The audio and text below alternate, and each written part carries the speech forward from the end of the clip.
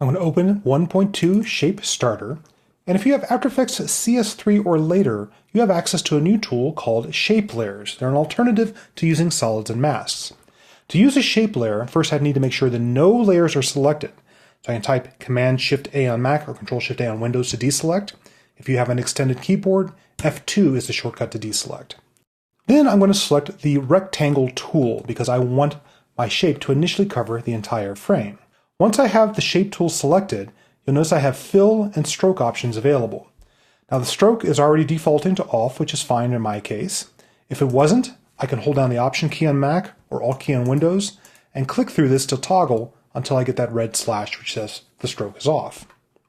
I'm going to open up the fill type and set it actually to a radial gradient, not the linear gradient that it was on currently. And again, you can option click on this to change it. Then I'll click on Fill Color and set up my initial colors. Again, for a basic vignette, I'm happy with just black. I can play with colors later on. I need my left hand or my starting opacity stop to be 0% opacity or transparent. And I need my right hand opacity stop to be 100% opaque, and that will fade off to black. I do have a midpoint slider in here as well that I'll play with later. For now, I'm going to default to 50%. I've also noticed that I have an additional color stop here in the middle that's in between my two black endpoints. I'll just drag it down and it'll disappear. So now I have a black shape layer that goes from transparent to opaque. Click OK. Finally, to create a shape layer that is the same size as my composition, I just double click the selected tool.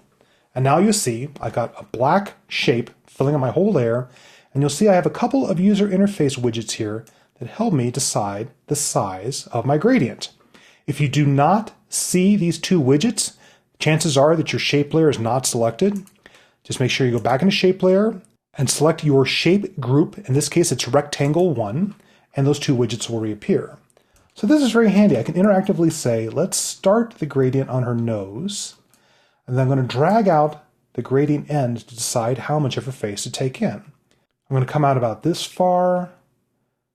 I see that there's a little bit more bias here where I'm seeing more of the background here and less here. So I'm going to go ahead and cheat the center of the gradient off to the right side slightly.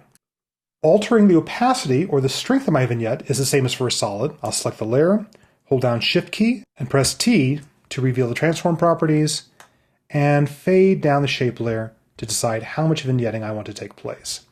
Maybe about that much, really make her face pop. Before and after. Now the advantage of using a shape layer is that you have a lot of control over how this gradient falls off. I'm going to open up my fill color again and start playing around with a few things. I want my opacity stops to be active, so I'll click on one of them. And now I can start changing where the fall off is. Do I want to start at a point of her nose? Or do I want to broaden out where my gradient starts so I have more of her face brought in and then a more sudden drop off in the halo around her face? Let's say somewhere around there is where I'm going to go for. Now that I've done that, I might go ahead and actually reduce the size of my gradient a little bit to give me a stronger focus just on her face. If you like, you could even have more than one gradient stop if you wanted, say, to fade in and fade out. You also have control over the vignette color. Like in this case, I've gone ahead and used a traditional black vignette. But again, I could start on, say, a little bit warmer of a color. And now you see how interactive this is. I can see my colors effect. I'll go something that's a little more sepia tone, and then let it fade to black in the corners. So the advantage of using a shape layer is you have a lot more control over the color of the vignette and how the vignette falls off from allowing the original image through to blocking part of the background. The disadvantage is the radial gradient has to be a perfect circle. And the only way around that is to start cheating on things such as the scale of this layer. For example, if I wanted more of an oval vignette rather than a circular one, I would go to the transform for the overall layer, turn off the constrained proportions lock, skinny it up a little bit by scrunching down the X.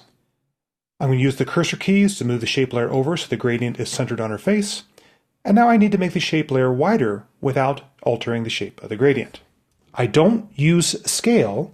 I turn down the rectangle group's properties, rectangle path 1, again turn off the lock icon, and now make my rectangle wider until it covers my entire composition.